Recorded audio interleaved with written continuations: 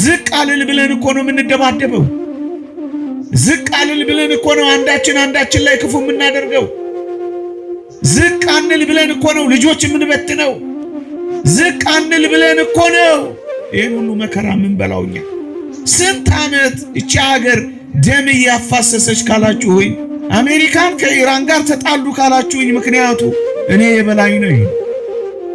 ሆርሙዝን እዘጋለሁ ማለት እኔ አሸንፋለሁ ነው ምክንያቱ። እነዚህ ድሮኖች የሚመረቱት እኔ የበልጥ ነው። ክርስትና አስቀድም ነው የሚለው። የዓለም ርዕዮተ ዓለም ደግሞ ቀደም ነው የሚለው። ታዲያ ዓለም ላይ ያለው ጸብ ከየት የመጣ ይመስላችኋል? እኔ ልቅደም አይደለ፣ እኔ ልብለጥ አይደለ፣ ለእኔ ይሁን አይደለ፣ እኔ ይመርብኝ ማለት አይደለ፣ እኔ ልብላ አይደለ፣ እኔ ልጠጣ አይደለ፣ እኔ ይመቸኝ አይደለ። ሌላ ጸብ ከየት መጣ? ወዳጄ ኢየሱስ ክርስቶስን በትህትና ከመሰልከው ዲያብሎስን በምን እንደምትመስለው ታውቃለህ? በትዕቢት ትመስለዋለህ፣ በኩራት ትመስለዋለህ፣ በመመካት ትመስለዋለህ። በውበት ምክንያት ልብህ ኮርቷል። የመሸልህ ተሰጥቶህ ነው። እስትንፋስ ካለህ፣ ኦክሲጅን ካልተገጠመልህ፣ አይሲ ውስጥ ካልገባህ ተሰጥቶህ ነው። አመስግንበት ወዳጄ። ተከተሉኝ ለምን ትላለህ? ሼርና ምናምን ባያረጉስ ምን ቸገረ? ተከታይ ብታጣስ ምን ቸገረ? ማንም አድማጭ ብታጣስ ምን ቸገረ? ማንም ፈላጊ እንኳን ባይኖርስ ምን ቸገረ? በስመ አብ ወወልድ ወመንፈስ ቅዱስ አሃዱ አምላክ አሜን። ለቀደምት አበው ለነቢያት ለቅዱሳን ሐዋርያት ለሐዋርያውያን አበው ለሊቃውንት የገለጸውን ጥበብና ምስጢር ለሁላችንም ይግለጽልን። ይህ ሐሳብ የሐዋርያው የቅዱስ ጳውሎስ መልእክት ወደ ፊልጵስዩስ ሰዎች ምዕራፍ 2 ከቁጥር 2 ጀምሮ ያለውን ቃል መነሻ አድርገን እንመካከራለን። እግዚአብሔር ከሁላችንም ጋር ይሁንልን። ባልንጀራ ካንተ ይልቅ እንዲሻል በትህትና ቁጠር።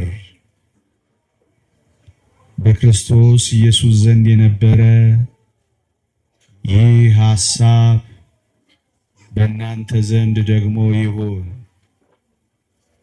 እርሱ በእግዚአብሔር መልክ ሲኖር ሳለ ከእግዚአብሔር ጋር መተካከልን መቀማት እንደሚገባ ነገር ሳይቆጥር ራሱን አዋረደ፣ የባሪያውን መልክ ያዘ ይላል።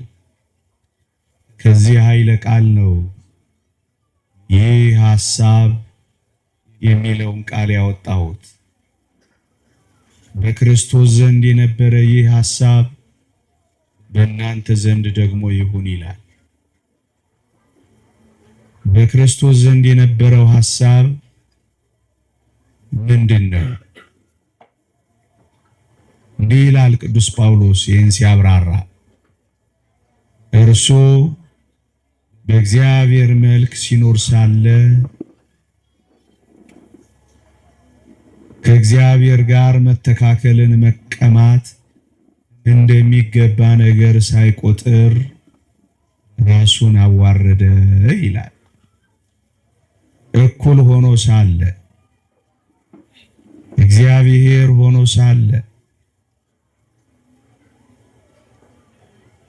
ከባህሪ አባቱ ከአብ ከባህሪ ሕይወቱ ከመንፈስ ቅዱስ ጋር በስልጣን እኩል ሆኖ ሳለ እኛን ለማዳን ዝቅ አለ ነው የሚለው። በክርስቶስ ዘንድ የነበረው ሐሳብ እኩል ሆኖ ሳለ ዝቅ አለ የሚለው ነው። ይሄ ምን ይመስላችኋል ምዕመናን? ቅዱስ ዮሐንስ አፈወርቅ የፊልጵስዩስን መልእክት በተረጎመበት ድርሳኑ እውነተኛ ትሕትና ማለት ይቺ ናት ይላል። ከባህሪ አባቱ ጋር እኩል ሆኖ ሳለ ዝቅ ማለቱ፣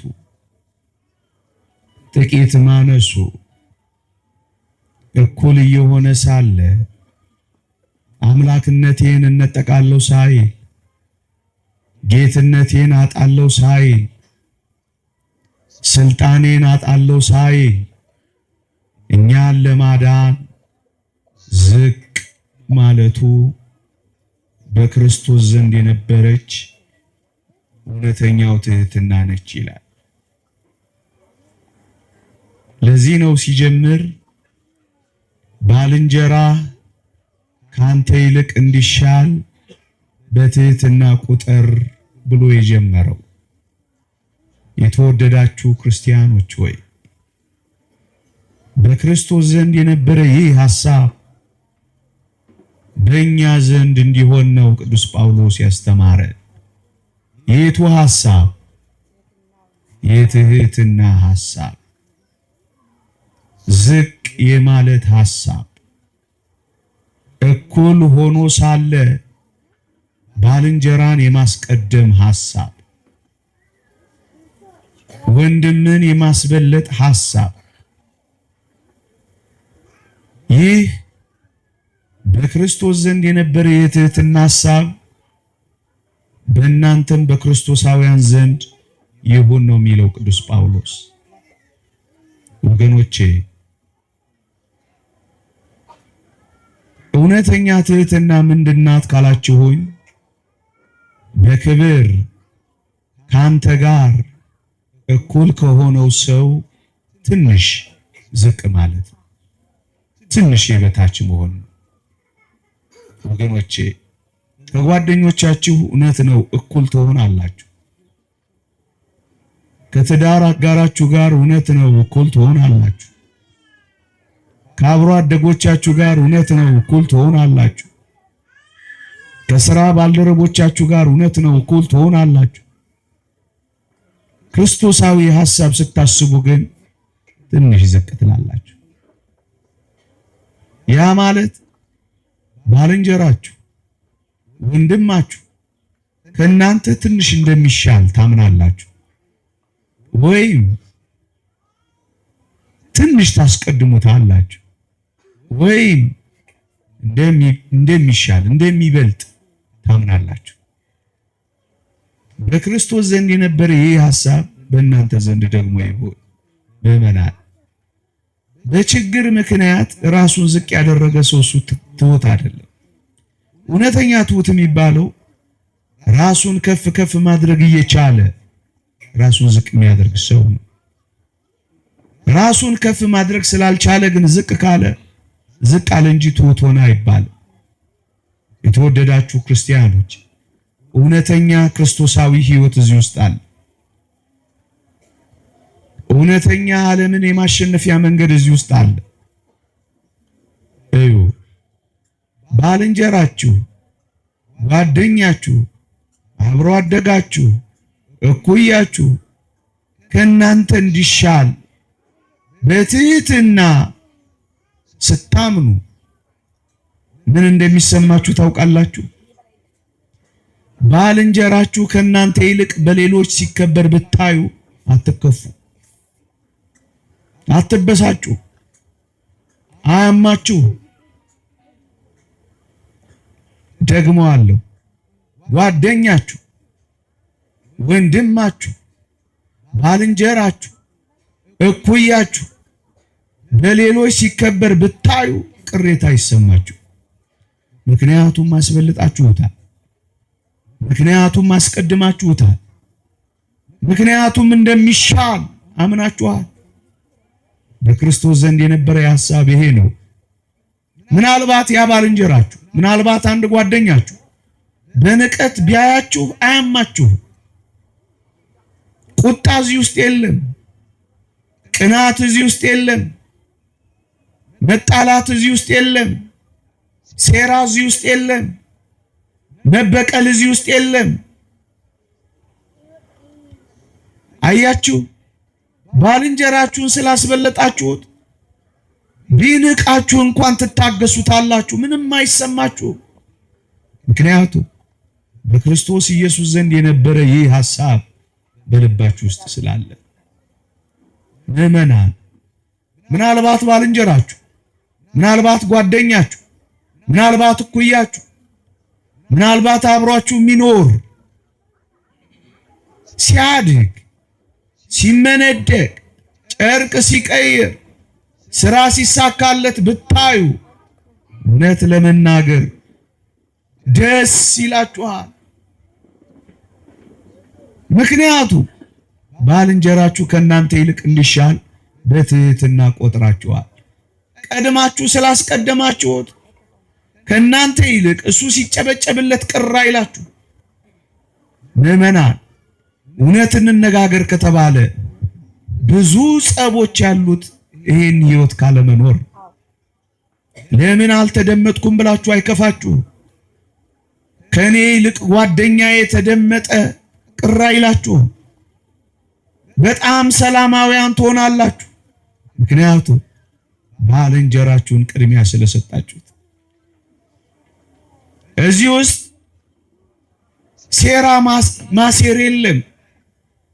እዚህ ውስጥ ለመበቀል ጊዜ መጠበቅ የለም። እዚህ ውስጥ በቅናት መቃጠል የለም። እዚህ ውስጥ አንዱ አንዱን ማጥቃት የለም። እዚህ ውስጥ ደም መፋሰስ የለም። እመኑኝ፣ እዚህ ውስጥ መተት መመተት የለም። እዚህ ውስጥ አንዳንዶችን ማሳበድ የለም። አንዳንዶችን ማሳመም የለም። ምክንያቱም ባልንጀራችሁ ከእናንተ ይልቅ እንዲሻል በትህትና ቆጥራችኋል። በጣም ሰላማውያን ነው የምትሆኑት።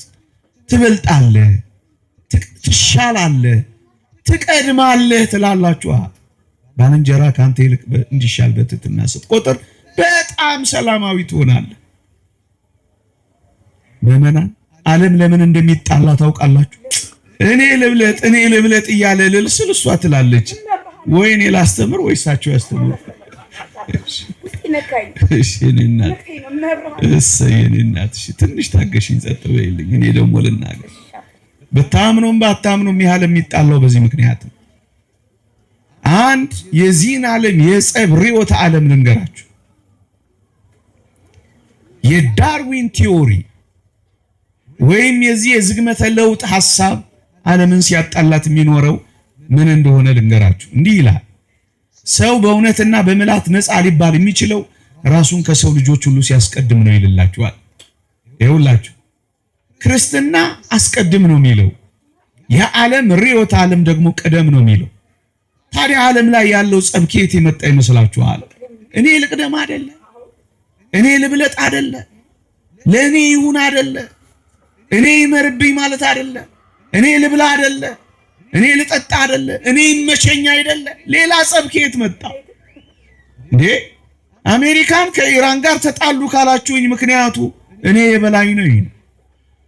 ሆርሙዝን እዘጋለሁ ማለት እኔ አሸንፋለሁ ነው ምክንያቱ። እነዚህ ድሮኖች የሚመረቱት እኔ የበልጥ ነው። እነዚህ ጸረ ድሮኖች የሚመረቱት ይሄንን አስጠብቆ ለመሄድ ነው። ዓለም ለምንድን ነው የሚጣላው ካላችሁኝ ለመቅደም ነው።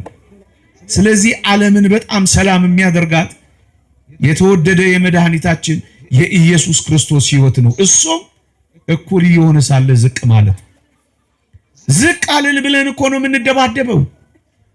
ዝቅ አልል ብለን እኮ ነው አንዳችን ላይ ክፉ የምናደርገው። ዝቅ አንል ብለን እኮ ነው ልጆች የምንበትነው። ዝቅ አንል ብለን እኮ ነው ይህን ሁሉ መከራ የምንበላውኛ።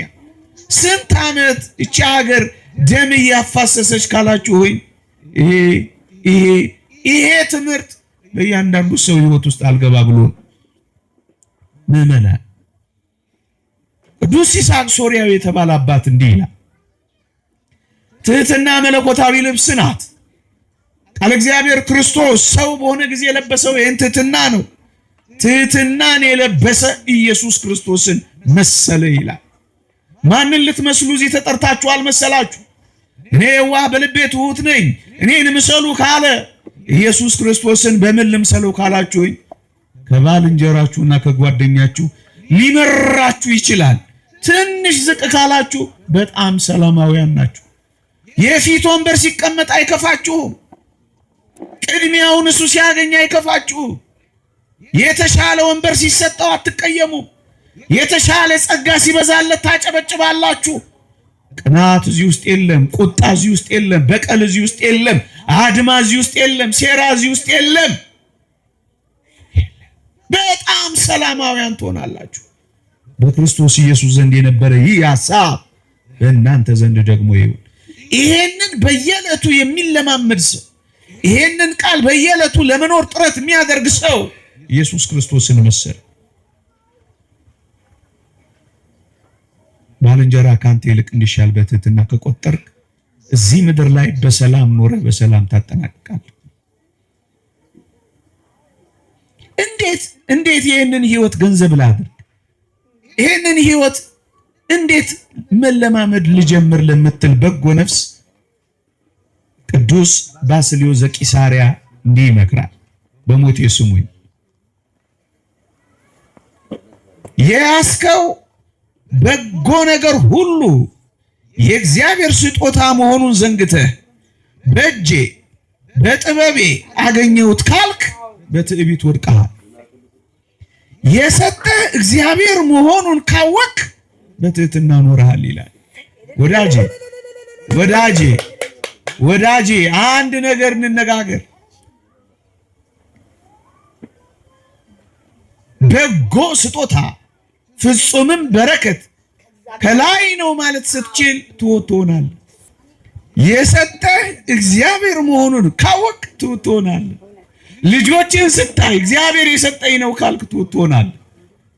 ማለዳ ፀሐይ ስትወጣ ማለዳዋን ስታያት ገጠመኝ አይመስልም። እግዚአብሔር ቀኔን ጨመረልኝ ትሆናለህ። እድሜን ስትመለከት አትፈራም። ፊት ሲያሸበሽብ አትቀየምም። እግዚአብሔር እድሜ ሰጠኝ ትላለህ። ሃፒ በርዝዴ እያልክ ዓመትህን ስትደግም እግዚአብሔር ሰጥቶኝ ነው እያልክ ትሆናለህ።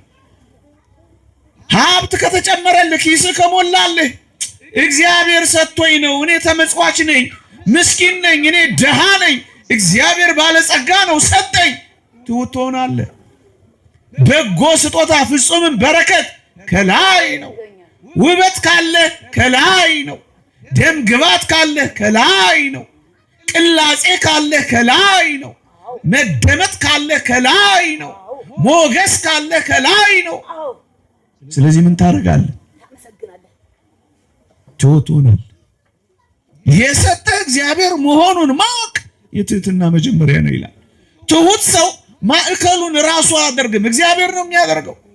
ታክቲኬ፣ ቴክኒኬ፣ ችሎታዬ፣ ብልሃቴ፣ ፈሊጤ፣ ውበቴ ምናምኔ አትልም። ከሱ ትወጣለህ፣ ትሁት ትሆናለህ። መመካት ታቆማለህ። ወዳጄ ሰው ከእግዚአብሔር ጽድቅ በምን የሚወጣ ይመስልሃል? እንዲህ ይላል ቅዱስ ጳውሎስ አንደኛ ቆሮንቶስ መልእክት ምዕራፍ 4 ቁጥር 7 አንተ እንድትበልጥ ማን አድርጎሃል? ያልተቀበልከውስ ምን አለ? የተቀበልክ ከሆንክ ግን እንዳልተቀበልክ የምትመካው አንተ ማን ነህ ይላል። እዚህ ውስጥ ማን ያልተቀበለ አለ? የትኛውንም ስጦታ ተቀብለን ነው ወገኖች፣ አሳላፊዎች ነን እኛ። ገንዘብ ካለ ለራስ አይደለም ልታሳልፍ እግዚአብሔር ሰጥቶን። ጉልበት ካለ ያንተ አይደለም እግዚአብሔር ጨምሮልህ ነው። የትኛውም እንዳልተቀበለ ሰው ምን ያስመካሃል ነው የሚለው ቅዱስ ጳውሎስ። የተቀበለ ሰው ይመካል፣ የተሰጠ ሰው ይኮራል፣ የተመጸወተ ሰው ይመጻደቃል። ሊወሰድበት የሚችል ሰው ባለው ነገር ሲኮራ ይህ ታይቷል። ለዚህ ነው ቅዱስ ጳውሎስ የተቀበልክ ከሆንክ ግን እንዳልተቀበልክ የምትመካው ምንድነው? ምንድነው የሚያስመካ? የቱንስ ያህል ብትገነባ እግዚአብሔር ሰጥቶኝ ነው ብለህ ትሆናለህ እንጂ ምን ያኮራሃል? ወዳጄ ኢየሱስ ክርስቶስን በትህትና ከመሰልከው ዲያብሎስን በምን እንደምትመስለው ታውቃለህ? በትዕቢት ትመስለዋለህ፣ በኩራት ትመስለዋለህ፣ በመመካት ትመስለዋለህ። በውበት ምክንያት ልብህ ኮርቷል፣ በዚህም ጸጋህን አረከስ፣ በምድርም ላይ ጣልሁ ይለዋል። ዲያብሎስ በምን የወደቀ ይመስልሃል? በኩራት። በምን ኮራሽ አንቺ? በውበትሽ። ስትለመን ለምኑኝ ያልከው በጸጋ በተሰጠህ ትለመናለህ፣ በተመጸወትከው ትኮራለህ። በልብ ምክንያት ኮራ፣ ስለዚህም ከምድር ጣልሁ ይለዋል። ዲያብሎስን የሚመስሉ ኩራተኞች ኢየሱስን የሚመስሉ ትሑታን ብቻ ይሆናሉ። ትሑታን እንዳልተቀበልክ እንዳትመካ። እቺን ምሽት እንኳን ተሰጥቶን ነው ወዳጅ። ማን በጉልበቷ አመጣት? ማን ቀመራት? ማን ሰጣት? ማን ሰራት? ልጆችህን ማን ሰጠህ? የእግዚአብሔር ስጦታዎች አይደሉምን? ታዲያ ምን ያኮራ? ታዲያ ባልወለደችው ላይ ምን ያመጻድቅሃል? ትዳርሽን ማን ሰጠሽ? እግዚአብሔር አይደለምን? ባላገቡ ሰዎች ምን ያስመካሻል? ምን ያመጻድቅሻል? በውበትሽ፣ በደምግባትሽ፣ በቴክኒክሽ፣ በታክኒክ በየትኛው? እግዚአብሔር ሰጥቶኛል የምትል ነፍስ ሁል ጊዜ ትሑት ትሆናለች። ሰማይን ብቻ ታያለች። በጎ ስጦታ ፍጹምን በረከት ከላይ ነው ሁል ጊዜ። ስለዚህ ትሑት ትሆናለች። ጸጋውን ከካድከው ትዕቢተኛ ትሆናለህ። ምናልባት እንዳትረሳው ነው ማስታወስ። ጸጋህን የሰጠህ እግዚአብሔር ነው። እንዳልተቀበልክ ከረሳኸው ትዕቢተኛ ትሆናለህ። በተሰጠህ ከተመካ ትዕቢተኛ ትሆናለህ። አመስጋኝ ካልሆንክ ትዕቢተኛ ትሆናለህ። ማለዳ ሲወጣ ተሰጥቶህ ነው፣ አመስግንበት። ሲመሻ አመስግንበት። የመሸልህ ተሰጥቶህ ነው። እስትንፋስ ካለህ፣ ኦክሲጅን ካልተገጠመልህ፣ አይሲ ውስጥ ካልገባህ ተሰጥቶህ ነው። አመስግንበት። መልካም ነገር አለህን? እግዚአብሔርን አክብርበት። ክብሩን አትውሰድበት። የኔ ነው እያልክ አትንጠቀው። እመነኝ፣ ሁል ጊዜ እንደተሰጠ ካሰብክ ለምኑኝ አትልም፣ ደጅ ጥኑኝ አትልም፣ ክበቡኝ አትልም፣ ቦበሉኝ አትልም። ምንም እንደሆንክ ታስባለህ። 3 ምሳሌዎች ልንገራችሁ። 3 ምሳሌዎች ከኔ ጋር ናችሁ? ሰይ ነቢዩ ዳንኤል በናቡከደነጾር ፊት አስደናቂውን ህልም ከነ ህልሙም ጠፍቶት ነበር። ህልሙንም ትርጓሜውንም ነገረው። ከዚያ በኋላ ዳንኤል እየተባለ ይጨበጨብለት ጀመር። ነቢዩ ዳንኤል ግን ምን እንዳለ ስሙ። በሞቴ በዚህ ዓለም ካሉ ሰዎች ይልቅ በጥበብ ስለበለጥኩ አይደለም ይህን ህልም የተረጎምኩት አላ።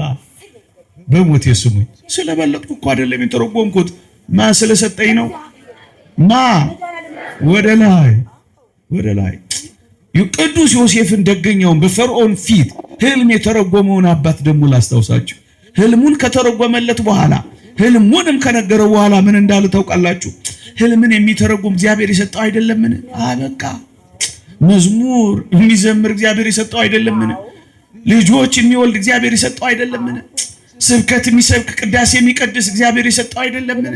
የሚያስተባብር ገንዘብ የሚመጸውት እግዚአብሔር የሰጠው አይደለምን? ወደ ላይ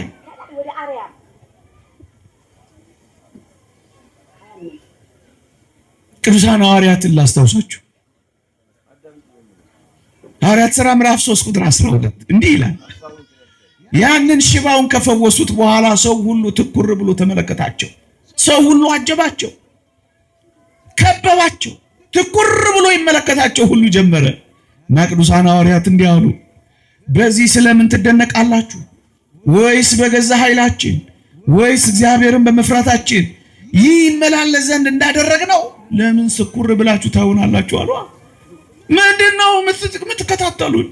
ለምን ትኩር ብላችሁ ታዩናላችሁ? አሉ። እየሰማችሁ ነው? በገዛ ኃይላችን ወይስ ደግሞ እግዚአብሔርን በመፍራታችን ይህ እንዲመላለስ ያደረግነው ይመስላችኋል? ለምን ትኩር ብላችሁ ታዩናላችሁ? አሉ። አይ እውነተኛ ትሕትና ማለት አድራሻዋን ወደ እግዚአብሔር መላክ ነው። ወዳጄ ተከተሉኝ ተከተሉኝ ለምን ትላለህ? ሼርና ምናምን ባያረጉስ ምን ቸገረ? ተከታይ ብታጣስ ምን ቸገረ? ማንም አድማጭ ብታጣስ ምን ቸገረ? ማንም ፈላጊ እንኳን ባይኖርስ ምን ቸገረ? አንድ ሰው እንኳን አትዩን እኮ ነው ያሉት። በቃ አትከተሉ። ለምን ትኩር ብላችሁ ታዩናላችሁ? በገዛ ኃይላችን ወይስ ደግሞ እግዚአብሔርን በመፍራታችን ይህን ያደረግን ይመስላችኋል? አለና ወደ እግዚአብሔር ላከው። የትኛውም ነገር ከእግዚአብሔር ነው። ይሄን የሚያምን ሰው ትሁት ነው የሚሆነው ወገኖች። ለመታየት ብሎ አይሰራ፣ እንዲጨበጨብለት ብሎ አያደርግም። ምስጋናንና ውዳሴ እንዲጎርፍለት ብሎ አንዳች ነገር አያደርግም። ወደ ላይ ይልከዋል። የሰጠው እግዚአብሔር መሆኑ እውነተኛ ትህትና በዚህ ይጀምራል። እግዚአብሔር ጋር በመድረስ እግዚአብሔርን በማስታወስ የተወደዳችሁ ክርስቲያኖች የዛሬ መቆማችንን አይተን ያቆመንን ከረሳ ትዕቢተኛ እንሆናለን፣ እንወድቃለን። የዛሬ መዋባችንን አይተን ያስዋበንን እግዚአብሔርን ከረሳ እመኑኝ ትዕቢተኛ እንሆናለን፣ እንጠወልጋለን። የዛሬ ማግኘታችንን ረስተን የሞላልንን አምላክ ከተውን እመኑኝ በትዕቢት እንወድቃለን። ምክንያቱም ማግኘት እንዳለ እናጣለን። የዛሬ በመዓዛ መታወዳችንን አይተን በመዓዛ ያወደንን በክብር የሞላንን የሕይወት ሽታ ያደርገንን እግዚአብሔርን ከረሳን እመኑኝ አንድ ቀን እንሸታለን። የእግዚአብሔር ቃል እንዲህ ይላል፣ እንግዲህ ትቢያ አመድም የሚሆን በሕይወቱም ሳለ ሰውነቱ የሚተላ ሰው ለምን ይታበያል ይላል። አሳዝን። በቁማችን እኮ ልንተላ የምንችል ምስኪኖች ነን። በቁማችን መፍረስ የምንጀምር እኮ አፈሮች ነን። መገላበጥ እንኳን ማንችል ደካሞች ነን። አያችሁ፣ ለዚህ ነው ትዕቢተኞች መሆን የማይገባ። የሰጠን እግዚአብሔር መሆኑን ስናውቅ ትሑታን እንሆናለን። እንዴት ትሑት ልሁን? በጎ ስጦታ ፍጹምም በረከት ያለኝና የተሰጠኝ ነገር ሁሉ ከእግዚአብሔር ነው ብሎ የሚያምን ሰው ትሑት ነው የሚሆነው። ስጦታውን ሁሉ ወደ ራሱ ማያመጣ ወደ እግዚአብሔር የሚልክ ሰው ትሑት ነው የሚሆነው። ትሑት ነው የሚሆነው። ይህን ትህትናዋን ፍጹም ማድረግ የምትፈልግ ነፍስስ ምን ልትከተል ይገባል ካላችሁኝ፣ ሶስተኛው ነጥቤ ነው። እውነተኛና ፍጹም ትህትና ምንድን ነው ካላችሁኝ፣ ወፍጻሜ ትህትና ውእቱ ጸዊረ ውዴታ ሐሰት ይላል። በሐሰት ሲነገርባችሁ በሐሰት ያልሆናችሁትን ሆናችኋል ስትባሉ በደስታ መቀበል ከጀመራችሁ ፍጹም ትሑታን ሆናችሁ። ደግሞአለሁ። ፍጹም ትህትና በሐሰት የተነገረባችሁን በደስታ መቀበል ነው። እዩ፣ በክብር ከእናንተ ጋር እኩል ከሆነው ሰው ትንሽ ዝቅ ስትሉ ኢየሱስ ክርስቶስን መሰላችሁ። የሰጣችሁ እግዚአብሔር መሆኑን ሁል ጊዜ ስታስቡ ከትዕቢት ትርቃላችሁ፣ ከዲያብሎስ ትወጣላችሁ። ትሑታን ፍጹም የምትሆነው እንዴት ነው ካላችሁ፣ በሐሰት የሚነገርባችሁን ነገር በሙሉ በደስታ መቀበል ስትጀምሩ። ኢየሱስ ክርስቶስን መሰላችሁ። ክርስቶስ መቼ አስተባብሏል መሰላችሁ? በአጋንንት አለቃ በቤል ዜቡል አጋንንትን ያውቃል። ዝም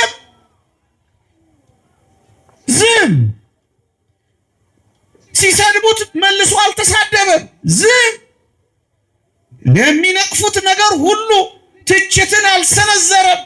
ዝም በክፉ ፈንታ ክፉን አልመለሰም። ዝም ለሚነገረው ነገር ማስተባበያ ለመስጠት አልታገለም። አንተ አልክ ብቻ አለ። ዝም ኢየሱስ ክርስቶስ በምን በሐሰት የሚነገረውን ሁሉ ደስ ብሎት መቀበል። አባ ሙሴ ጥቁር ነው። ሙሴ ጸሊም ታውቁታላችሁ፣ ኢትዮጵያዊ ከመቅደስ ሲወጣ ጠብቀው አንተ ጠቋራ ብለው ሲሰድቡት ልቡ በራ፣ ፊቱ ፈካ። ጠቋራ ብለው ሲሰድቡት ደስ አለው፣ ተፍነከነከ፣ ልቡ በራ። ወዳጄ ስትሰደብ ደስ እየተሰኘ ስትሄድ ፍጹም ትሁት ትሆናለህ፣ ወደ ፍጽምና ትደርሳለህ። ትሁት ደስ መሰኘት መታገስ ስትጀምሩ፣ አለመሳደብ ስትጀምሩ፣ በክፉ ፈንታ ክፉን ሳትመልሱ ስትቀሩ፣ ለማስተባበል ሳትጥሩ ስትቀሩ፣ እመኑኝ ፍጹም ወደ መሆን ትቀርባላችሁ። አባ መቃርስ ጋር የሄደ አንድ ጀማሪ መነኮስ አረ እንዴት ነው ምድነው እዚህ ዓለም ላይ ያለው ሆድ እየባሰው ተቸግሮ፣ አባ መቃርስ እንዲህ አለው፣ ወደ ሙታን መቃብር ወሰደውና እነዚህን የሙታን መቃብር ሙታንን አመስግናቸው አወደሳቸው አለው። እሺ አለና ሄደ እንደታዘዘው። ምስጋና ጎረፈላቸው፣ ውዳሴ ሰጣቸው። ሙታኑን እኮ ነው መቃብር ሄዶ። ከዛ ምን እንደሆነ ታውቃላችሁ? ዝም አሉት። ተመልሶ ወደ አባ መቃርስ ሄደ። ምን አሉ አለው። ዝም አሉኝ አለው። በቃ ሂድና ደግሞ ሙልጭ አድርገህ እስኪ ስደባቸው፣ ንቀፋቸው አለ። ሄደና አጥረግርጎ ሰደባቸው። ከዛ ተመለሰ። አባ መቃርስ ምን አሉ አለው። ኧረ ዝም አሉኝ። አንተም እንደዚሁን አለው። እንዴት? በምስጋና በስድብም ጊዜ ያው ሁናል። ወዳጄ እውነተኛ ፍጹም ክርስቲያንና ትሁት መሆን ከፈለግ ሲሰድቡ አትሰበር፣ ሲነቅፉ ሽብርክ አትበል፣ ፊት ሲያዞሩብህ ሆድ አይባስህ። ያው ዝም ሲያሞግሱ ሲያጨበጭቡልህ ሲያመሰግኑ በምስጋና በስድብም ጊዜ ያው መሆን ስትጀምር እመነኝ ፍጹም ወደ መሆን ትመጣለህ። ካልከፋ፣ ሆድ ካልባስህ፣ ደም ስር ካልተገታተረ፣ ሊያዝ ልጋደል ልመልስለት ካላልክ፣ ልኩን ላሳየው ካላልክ እመነኝ ፍጹም መሆን ትጀምራለህ። አየህ ወፍጻሜ ትሕትና ውእቱ ጸዊረ። በሐሰት የትኛውንም ነገር ቢያደርጉብህ ያው በምስጋና በነቀፋም ያው ክርስቲያን ማለት ይሄ ነው። ምንም አይመስለው።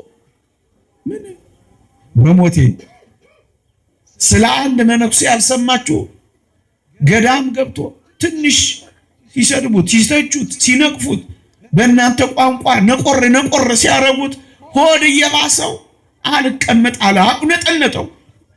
ይሄንን ማሸነፍ እንዳለበት አመነና ምን እንዳደረገ ታውቃላችሁ? ከገዳሙ ትንሽ ወደሚርቅ መንደር እየሄደ ቀን በቀን ገንዘብ እየከፈለ ስደቡኝ ይል ጀመረ። ስድብ ይለማመድ ጀመረ። ገንዘብ እየከፈለ ሲሰድቡት አንድ ጥቂት ወራት ስድቡን ሲጠጣ ሰነበተ። ከዕለታት አንድ ቀን ከሁለት መነኮሳት ጋር እሱ ሶስተኛ ሆኖ ራቅ ካለች ሰፈር ለተልእኮ ለአገልግሎት ሲወጡ እብድ አይሉት ጤነኛ ሰው በቀጥታ መጣና ይሄን ስድብ ሲለማመድ የነበረ ሰው ሙሽልቅ አድርጎ ሰደቡ። ሁለቱ መነኮሳት በጣም ተናደው ሊተናነቁ ሆነ። እየሰደበ እኮ ነው፣ አትሰማም? አታስተርጉሙልኝ ዝም በሉ አላቸው። መጨረሻ ላይ ሲገላገሉ ሲጣሉ እስኪ ዝም በሉ፣ እኔን ስድብ ለመጠጣት ብዙ ዘመኔን ከፍያለሁ፣ አሁን ምን አለ በነፃ ብሰደብበት አላቸው። ወዳጄ በነፃ ነው አሁን የማገኘው፣ እስኪ ተው አላቸው። አየህ ስትለማመድ አይከፋም። ሰው ፊት ቢነሳ አይከፋም፣ ቢነቅፉ አይከፋም፣ ትችት ቢደርስብህ ይገባኛል ትላለህ አይከፋም። አሁን ለምንድን ነው ሆድ የሚብስህ? አሁን ለምንድን ነው ቶሎ ግፍል የሚያደርግ? አሁን ለምንድን ነው እንደዚህ የሚያጣላ? አሁን ለምንድን ነው ጀርባ የሚያሰጣጣ? አየህ እዚህ ህይወት ላይ መድረስ ስላቃተ በምስጋና በነቀፋም ያው እውነተኛ ክርስቲያን ማለት ይሄ ነው። ሲያስተባብል የማይኖር በሐሰት ሲናገሩበት ደስ ያለው የሚኖር አክሊል እንዳለው የሚኖር እንደ ጌታችን እንደሚኖር የሚያምን በመከበርም በመዋረድም ጊዜ ማይጎዳ በጣም ጠንካራ ክርስቲያኖች እነማን ናቸው ካላችሁኝ፣ ሲከበሩ መከበር የማይጎዳቸው፣ ከሌሎች የበለጡ የማይመስላቸው፣ ሲዋረዱ መዋረድ የማይደፍቃቸው፣ ሲያገኙ ማስወርቃቸው፣ ሲያጡ ማኮራምታቸው፣ ምንም የማይመስላቸው፣ በድህነትም ሲኖሩ ደስ የሚላቸው፣ በሙላትም ሲኖሩ እጅግም የማይመጻደቁ ልከኞች። ይሄ እውነተኛ ፍጹም ትሕትና ነው ወዳጅ። ባለም ጊዜ ዝም ነው፣ ባጣም ጊዜ ያው ነህ፣ አታጉረመርምም። በጣም ፍጹም ሆነ የምትኖረው እንደዚህ ነው ወገን። ምዕመናን አራተኛውንና ምርጡን ነገር ደግሞ ልንገራችሁ በደንብ ካዳመጣችሁ በሞቴ እውነተኛ ትሑት ስትሆኑ በነገርኳችሁ መንገድ ኢየሱስ ክርስቶስን በመምሰል እግዚአብሔር የሰጠኝ ነው በማለት ፍጹም ደግሞ አሁን የጠቀስኩትን ሳታስተባብሉ፣ ሳትካሰሱ፣ ሳትቋረፉ፣ ቡጢ ሳትዘናዘሩ አሜን ብላችሁ መኖር ስትጀምሩ ደስ ስትሰኙ በጣም የሚገርማችሁን ነገር ልንገራችሁ፣ የምግባራት ሁሉ እርሻ ትሆናላችሁ። ትሑት ሰው ትሑት ሰው ትሑት ሰው የበጎ ምግባራት ሁሉ እርሻ ነው ይላል አንድ ሊቅ። ይኸውላችሁ ትሑት ሰው ዘንድ ሁሉም ምግባራት አብረው ይገኛሉ። የበጎ ምግባራት የሥነ ምግባራት ሁሉ እናት ትሕትና ናት። ትሕትና በጎ ምግባር የተዘራባት መሬት ናት። ትሕትና ከተነቀለ በጎ ምግባራት ሁሉ ይጠፋሉ። ምዕመናን ትሑት የሆነ ሰው ሁሉም ነገር አለው ያልኳችሁ ለምን እንደሆነ ታውቃላችሁ? ትሑት የሆነ ሰው የዋህ ነው የሚሆነው። ትሑት የሆነ ሰው ታዛዥ ነው የሚሆነው። ትሑት የሆነ ሰው ይቅር ባይ ነው የሚሆነው። ትሑት የሆነ ሰው አፍቃሪ ነው የሚሆነው። ትሑት የሆነ ሰው ጸብ ውስጥ የለበትም። ትሑት የሆነ ሰው ቅናት ውስጥ የለበትም። ትሑት የሆነ ሰው አይከዳዳም። ትሑት የሆነ ሰው አይገፋፋም። ትሑት የሆነ ሰው አያኮርፍም። ትሑት የሆነ ሰው ታዛዥ። እመኑኝ፣ በጣም ትሑታንን እዩዋቸው። በጎ ምግባራት ሁሉ እነሱ ውስጥ አሉ። በጎ ምግባራት ሁሉ። ስለዚህ ትሑት መሆን የበጎ ምግባራት ሁሉ እርሻ ናት የተባለው ለዚህ ነው ምዕመናን። ሁሉም ምግባራት እናንተ ጋር አሉ። ስለ ሁለት ታላላቅ ሰዎች ልንገራችሁ። አንደኛው ኦባሃሊ ወይም እሺ ባይ ታዛዥ የሆነ የአንድ ባህታዊ ረድ ነው፣ አገልጋይ። በሞቴ ስሙኝ፣ እንዴት ጣፋጭ ታሪክ መሰላችሁ። ሁለተኛው ደግሞ በትሩፋት የበለጸገ ባህታዊ ነው። ያኛው ኦባሃሊው ታዛዡ ሲጠሩት አቤት ሲልኩት ወዴት የሚል ታዛዥ ነው። ይሄኛው በትሩፋት የበለጸገ በጣም ገርለኛ ባህታዊ ነው። በአንድ ገዳም አንድ ታወቀ ታላቅ አባት ከነዚህ ሁለቱ የበቃ ማን ነው ይልና ባህር አካባቢ ያለ ጨፌ አካባቢ ሄዳችሁ ሳር እስኪጨዱ ይላቸዋል። በሞቴ ቄጤማ እንዲያመጡ አዘዛቸው። ሁለቱንም ኦባሃሊው ታዛዡን፣ ምስኪኑን ረድ አገልጋዩን እና ደግሞ የተጋዳዩን ባህታዊ ነው። ሁለቱንም አዘዛቸው። ተጋዳዩ ባህታዊው ጨፌው ዳር ላይ ባህሩ ዳር ላይ ሆኖ ቄጤማ መቅጠፍ ሲጀምር ያ ቅድም የነገርኳችሁ ኦባሃሊው ታዛዡ፣ ምስኪኑ፣ ትሑቱ፣ የዋሁ ደግሞ ባህር ውስጥ ገብቶ በጣም ምርጥ ቄጤማዎች አሉና ባህር ውስጥ ገብቶ ቄጤማዎቹን መቅጠፍ ጀመረ። መነኮሳቱ መጥተው ሲያዩት እሱ አላስተዋልም። በጣም ይገርማችኋል። ባህር ውስጥ ግን ይሄ ታዛዥ ሰው የቆመው ምን ላይ ይመስላችኋል? አዞ ጀርባ ላይ ነበር ቆሞ ቄጤማ ይቀነጥስ ነበር፣ ይቀጥፍ ነበር። አዞ ጀርባ ላይ ይኸውላችሁ፣ ትሑት ሰው አዞ ጀርባ ላይ እንኳን አይደለም ጨካኝ ባለ ትዳር ውስጥ ትሑት ሰው አዞ ጀርባ ላይ ሆኖ መጋለብ ይችላል፣ ቄጤማ መቁረጥ ይችላል። እዩት። ያኛው ባለ ትሩፋት ወንድ እስኪዛ ውስጥ ይግባ። አያችሁ፣ ትሑት ሰው ምንድነው? ማንንም ሳይፈራ የሚኖር ነው። ማሮቅሪስ የተባለ አባት ምን ይላል? ትሑት ሰው ፍርሃት የሌለበት ሆኖ ይኖራል ይላል። ትሑት ሰው አጋንንትን አይፈራም። ትሑት ሰው አራዊትን አይፈራም። ትሑት ሰው ክፉ ሰዎችን አይፈራም። ትሑት ሰው ከፍርሃት ነፃ ሆኖ ይኖራል። የበጎ ምግባራት ሁሉ እርሻ ናት ማለት እኮ እቺ ናት። ትሑት ከሆናችሁ ታዛዥ ናችሁ። ታዛዥ ሲጠሯችሁ አቤት ሲልኳችሁ ወዴት? ትሑት ናችሁ። ይቅር ለማለት ትቸኩላላችሁ። ትሁት ናችሁ፣ ታዛዦች ናችሁ፣ ትሁት ናችሁ፣ የዋህ ናችሁ፣ ትሁት ናችሁ። ትሁት የሆነ ሰው በጎ ምግባራቱን ሁሉ የሰበሰበች ደስ የምትሰኝ ነፍስ ትመስላለች። በሞቴ ድምፄ ከተሰማችሁ አላቅም። እዚህ ዮሐንስ ዘሰዋስው ጆን ዘ ክላይማክስ አንድ የተዘገበ እንዴት አስደናቂ ታሪክ አለ መሰላችሁ። ላውረንስ ስለሚባል አንድ አባት የ80 ዓመት አረጋዊ ነው። በሞቴ የ80 ዓመት አረጋዊ ነው። ገዳሙን የሚጎበኝ አንድ ሰው አበምኔቱ ጋር ሄደላችሁና ምን አረገ መሰላችሁ? ማዕድ ተዘርግቶ የምሽት ማዕድ ተዘርግቶ ሊበሉ ሲሉ ታሪክ ጸሐፊው አበምኔቱ ጋር ጠጋ አለ።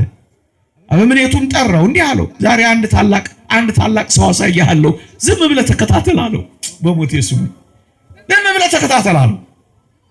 ታላቁ አባት አለቃው አበምኔቱ ላውረንስ ብሎ ጠራው። አንድ አረጋዊ ሰው ይላል ጸሐፊው፣ የ80 ዓመት አዛውንት ነው። በጣም ቀጭን ነው። ነፍስ የቀረለት አይመስልም። በጣም ደክሟል። እየተንቀጠቀጠ መጣ። ሽበት ወሮታል አለ። የ80 ዓመት አዛውንት ላውረንስ ብሎ የጠራው አለቃው ጠራውና እንዳልጠራው ሆኖ ረሳው ይላል። በሞት ያሳዝን። ማዕዱ እስኪጠናቀቅ ድረስ ይላል ረሳው ይላል። ለ2 ሰዓትና ከዛ በላይ ጠርቶት ረሳው ይላል።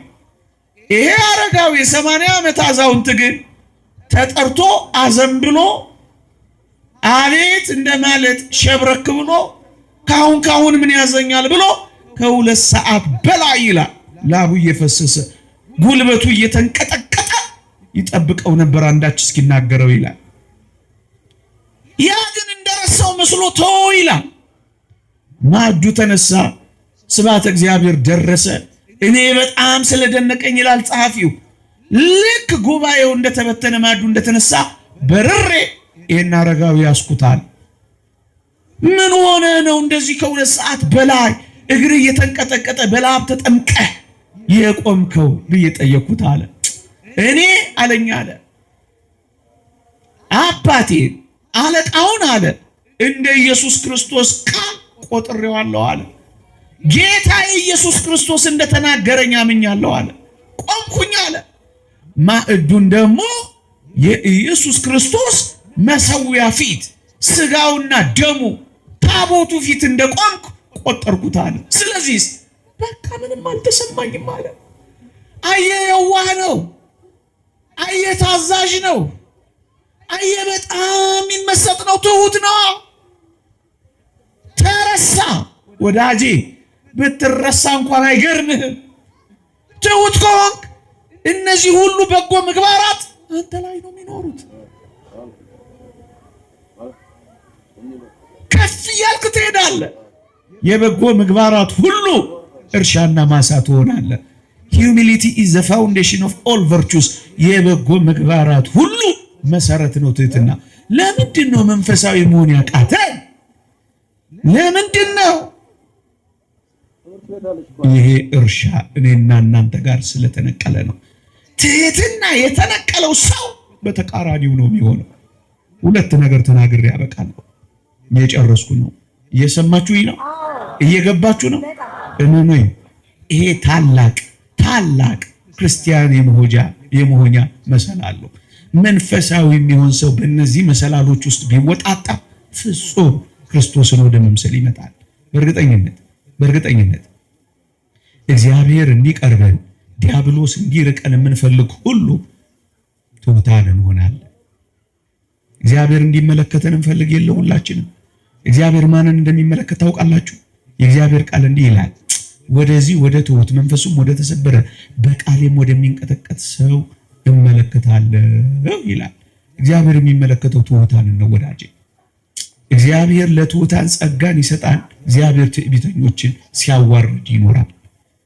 እግዚአብሔር እንዲመለከት ከፈለግ ትሑት ሁን። ወደዚህ ወደ ትሑት መንፈሱም ወደ ተሰበረ በቃሌም ወደሚንቀጠቀጥ ሰው እመለከታለሁ። እግዚአብሔር የተመለከታቸውን ሰዎች በሙሉ ተመልከቷቸው፣ ትሑታን ናቸው። ዳዊትን ይዩት። ከጎልያድ ይልቅ ዳዊትን እግዚአብሔር ለምን ተመለከተው? ትሑት ስለሆነ። አለቃ ትሑት ነው። ኃጢአቱን ሲነግሩት ድንጉጥ ነው፣ ትሁት ነው። ምዕመናን ለምን እንደማንደነግጥ ታውቃላችሁ? በዚህ ሁሉ በደላችን ትዕቢተኞች ስለሆነ። ዳዊትን ትሁት ነው፣ እንባውን ያፈሳል፣ ከምግብና ከመጠጡ ጋር ይቀላቅላል። ትሁት ነው፣ ትሁት ነው፣ ትሁት ነው። እግዚአብሔር ወደ ትሁቷ ማርያም ባለሽቶዋ ተመለከተ እንጂ ራሱን ወደ አጸደቀው ወደ ስምዖን የተመለከተ ይመስላችኋል? ወደ ትሁቷ እንባዋንም ሽቶዋንም ኑሮዋንም በክርስቶስ እግሮች ፊት ወደ ደፋች ወደዚህ ሴት ተመለከተ። ራሱን ወደ አጸደቀ የእግሩ እንኳን ወደ አላቀረበ ወደ ስምዖን አልተመለከተም። ትዕቢተኛ ነው፣ ራሱን አጽድቋላ። ምዕመናን እዚህ ቤት መኖራችን አይደለም ቁም ነገሩ፣ በትህትና መሰበራችን ነው ቁም ነገሩ። ስንት ዘመን አስቀዳሾች ሆነን ሌሎች እየመጡ ቀደሙ፣ መስደቅና ነው። ፈሪሳዊውንና ያንን ቀራጭ ተመልከቱት። ሁለቱም ለጸሎት ወደ ምኩራብ ሄዱ። አንደኛው እንዲህ እያለ ይጸልያል ፈሪሳዊው፣ በሳምንት 2 ቀን እጾማለሁ፣ እንደዚህ ቀራጭ ስላላደረከኝ አመሰግናለሁ። ምን የሚሉት ጸሎት ነው ይሄ? አቤቱታ ነው? ክስ ነው? ምንድን ነው? ያኛው ምስኪኑ ግን ምን አለ? ቀና ብሎ ሰማያትን እንኳን ሲያያይ እኔን በደለኛውን ማረኝ እያለ ደረቱን እየደቃ ሄደ። እግዚአብሔርን የቀራጩን ሰው ጸሎት ሰማ። ትሑታንን እግዚአብሔር ይሰማ። ትሑታንን እግዚአብሔር እንዲሰማ ትሑቱን ጸሎት የትህትና ኑሮ የትህትና ሐሳብ የትህትና ይሁን። እግዚአብሔር ባለበት ደግሞ ዲያብሎስ የለም። ቅዱስ መቃርስ ትህትና የሰይጣንን መረብ ሁሉ የምትበጥስ ሰይፍ ናት። ሰይጣን በትህትና ፊት መቆም አይችልም። አንድ ሰው ራሱን ዝቅ አድርጎ ይቅር በለኝ ካለ የጠላት ኃይሉ ሁሉ ፈራረሰ ይላል አባ መቃርስ። ዲያብሎስ እንዲርቅህ እግዚአብሔር እንዲቀርብህ ዋናዋ ምክንያት ትህትና ናት። ሰይጣን በትህትና ፊት መቆም አይችልም። ወዳጅ አባ መቃርስን ያለውን አልሰማችሁም? አንተ አትበላም እኛም አንበላም፣ አንተ አትጠጣም እኛም አንጠጣም፣ አንተ አትተኛም እኛም አንተኛም አልቻልንም አሉት። በምን እኔ ያልቻላችሁኝ አላችሁ አባ መቃርስ። ስለ ተጋድሎ አላለው፣ ስለ ትጋሃ ሌሊትህ አላለው፣ ስለ መንኖ ጥሪትህ አላለው፣ ስለ መራብህ አላለው፣ ስለ ትህትና አለው። በመቁረቢያችን ህይወት ውስጥ ትህትና ከሌለች ትዕቢት ናታ። በቁርባን ውስጥ ትህትና፣ በንስሐ ውስጥ ትህትና፣ በአገልግሎት ውስጥ ትህትና፣ በንጽህና ውስጥ ትህትና እግዚአብሔር አበርትቶኝ ነው። እግዚአብሔር ይሄ ስትል ሰይጣን በአንተ ፊት መቆም አይችልም። ቅዱስ ይስሐቅ ሶርያዊ በትህትና ራሱን ዝቅ ካደረግ ሰይጣን ሊቀርብ አይችልም፣ ክርስቶስን በአንተ ውስጥ ያየዋልና ይላል። እግዚአብሔር እንዲቀርብ ሰይጣን እንዲርቅ ትሁቱን። ከዚህ የበለጠ ምን ይወጣል? ሌላ የሚራቅቅ ቃል አንነግራችሁም ምዕመናን። እርግጠኛ ነኝ ሁላችሁም ታላቅ መሆን እንደምትፈልጉ አውቃለሁ። ከፍ ከፍ ማለት እንደምትፈልጉ አውቃለሁ። ወደ እግዚአብሔር ፍጹም ጸጋ መቅረብ እንደምትፈልጉ አውቃለሁ። የታላቅነት መንገድ ግን አንድ ብቻ ነው፣ እሱም ትህትና ነው። መጽሐፍ ነገር ግን ከእናንተ ማንም ታላቅ ሊሆን ቢወድ የሁሉ አገልጋይ ይሁን፣ ፊተኛ ሊሆን የሚወድ ሁሉ የሁሉ ባሪያ ይሁን። አለቃ መሆን ከፈለግ አገልጋይ ይሁን፣ ጌታ መሆን ከፈለግ ባሪያ ሁን። የታላቅነት መንገድ በእግዚአብሔር ፊት ይቺና ምዕመናን። አስደናቂ ምሳሌዎች እኮ አሉ። ከተወደደች ከቅድስት ድንግል ማርያም ልጀምር። ቅዱስ ያዕቆብ ዘስሩግ በምድር ላይ እንደ ማርያም ራሱን ዝቅ ያደረገ የለም፣ በምድር ላይ እንደ ማርያም ከፍ ያለ የለም ይላል። ድንግል ማርያም ወደ ከፍታ የተወጣጣችው በአስደናቂ የዝቅታ ሕይወት ውስጥ በመኖሯ ነው። የድንግል ማርያም ልጆች ከፍ ማለት ከፈለጋችሁ ድንግል ማርያም እመቤታችንን ምሰሏት። በዚያ ሁሉ ጸጋዋ ሰውነቴ እግዚአብሔርን ታከብራለች አለች እንጂ ራሷን አላከበረችም። ድንግል ማርያምን ምሰሏት። በዚያ ሁሉ ሰላምታ እንዴት ያለ ሰላምታ ነው ብላ ጮኸች እንጂ ይገባኛል ጨምሩልኝ አልተኮፈሰችም። እናቱ ነሽ ስትባል ባሪያው ነኝ ብላ ጮኸች። ሊያገለግሏት ሲገባ የኤፍሬም ሀገር ተራራውን መንገድ እያቋረጠች አገልጋይ ወደ መሆን ወደ ኤልሳቤጥ ቤት ገባች። በዚህ ዘመን ሲሰድቧት እንኳን ዝም እንዳለች አታዩ። ምስጋናዋን መንፈግ አንድ ነገር ነው። ይሄ ዓለም እንዴት ስድብን እንደሚያጎርፍባት ተመልከቱ። ፍጹም ትሁት ናት። ፍጹም ትሁት። ወደ ላይ መውጣት ከፈለጋችሁ ወደ ታች፣ ከፍ ማለት ከፈለጋችሁ ወረድ፣ ቀና ማለት ከፈለጋችሁ ጎንበስ። የታላቅነት መንገድ እዚህ ውስጥ እዩኝ። ክብርን ሲፈልጋት የሚኖር ክብር ከሱ ትርቃለች፣ ክብርን የሚሸሻት ክብር ወደሱ ትመጣለች ይላል አንድ ሊቅ። ጳውሎስ እስከ ሶስተኛው ሰማይ እንዴት እንደተነጠቀ ልንገራችሁ በሞቴ። መላእክት የሚናገሩትን የሰማ ጳውሎስ እንዴት ወደ ሰማይ እንደወጣ በሞቴ ላስታውሳችሁ። ቀስ በቀስ ነው የወጣው። ሶስተኛ ሰማይ የደረሰው ሶስት አስደናቂ የትህትና መሰላሎችን አልፎ ነው። ምን የሚል የትህትና መሰላል ካላችሁ ወይ መጀመሪያ ገና ክርስቲያን ሲሆን ጭንጋፍ ነኝ አለ።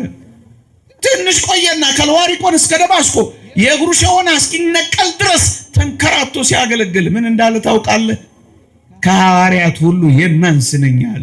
ሁለት የመጀመሪያው መሰላል ጭንጋፍ፣ ሁለተኛው መሰላል ከሐዋርያት ማንስ፣ ሶስተኛውማ በጣም አስደናቂ ነው። ሊያልቅ ሲል የጢሞቴዎስን መልእክት ሲጽፍ ሊሰናበት ሲል ምን እንዳለ ታውቃለህ? ከኃጢአተኞች ዋናማ እኔ ነኝ፣ የኃጢአተኞች አለቃ ነኝ ይል መሰለ። በእነዚህ ሶስት መሰላሎች እስከ ሶስተኛው ሰማይ ተነጠቀ ይላል አንድ ሊቅ። ወዳጄ ወደ ላይ መነጠቅ ከፈለግ ጭንጋፍ ነኝ፣ ከሐዋርያት ማንስ ነኝ፣ ኃጢአተኛ ነኝ። ወደ ላይ መውጫ መንገዳችን ይሄ ነው። በቃ ልጠቅልለው፣ አበዛውባችሁ። አንድ አስደናቂ አባት ተርኬላችሁ ላብቃ። እኔን ስለሚመስጠኝ ነው ይህን ትምህርት ሳስተምር። በጣም ጸጋ ሀብተ ፈውስ ያለው አባት ነው። ጸጋ እግዚአብሔር የጎበኘው አባት ነው። እየሄደ እያጠመቀ እየሄደ እየጸለየ አጋንንትን ሁሉ ከሰው ልጆች የሚያባርር በጣም የበረታ አባት ነው። እና አጋንንት በዚህ ተናደዋል፣ ቂም ይዘዋል። በትጋቱ አልቻሉትም፣ በመንፈሳዊነቱ አልቻሉትም። አንድ ቀን ግን እንጥለዋለን ብለው ተስፋ አድርገዋል። እና አንዲት ታላቅ ሴት ውስጥ አጋንንት ገብቶ እየጮኸ እሱ ካልመጣ አልወጣም ማለት ተጠራ። መጣ። በሉጣ እያለ እያጠመቀ ጸሎት እያደረገ መውጣቱንስ እወጣለሁ አባቴ፣ ግን አንድ ነገር ልጠይቅህ ጌታዬ ይለዋል። እሺ ጠይቀኛል። ጥያቄው ምን እንደነበር ታውቃላችሁ? ለመሆኑ በወንጌል በጎቹና ፍየሎቹ ተብለው የተጻፉት ምንድን ናቸው? እስኪ ንገረኝ አባቴ ያለው። ምዕመናን አንድ ነገር ልንገራችሁ። ሰይጣንን በብዙ ንጽህናና በብዙ ተጋድሎ ብናሸንፈው እንኳን በአንድ ነገር ይከታተለናል፣ በዝናና በውዳሴ። ይህንንም አባት በዚህ ሊጥለው ስለፈለገ በጎቹና ፍየሎቹ እነማን ናቸው እባክህ ተርጉምልኝና ለቅቄ እወጣለሁ ይላል። እናም ይህ አባት እንዲህ አለ። መልስ ሲመልስለት አጅሬ የፈለገው ሌላ ነው፣ አጅሬ የፈለገው ሌላ ነው። ይህ አባት ምን አለ?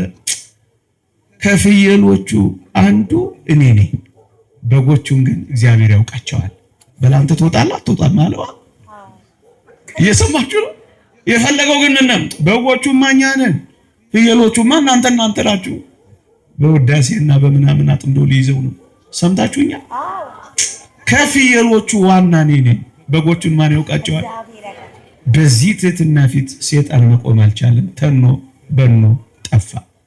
እግዚአብሔር እንዲቀርበን ሰይጣን እንዲርቀን ወደ ሰማያት ከፍታ እንድንወጣጣ የበጎ ምግባራት ሁሉ እርሻ እንድንሆን ትሑታን እንሆና እግዚአብሔር ያስችለን። ይሄን ትህትና ህይወት ለመኖር የምትለማመድ ነፍስ እመኑኝ ከዚህ ዓለም ትድናለች። ይቆየን።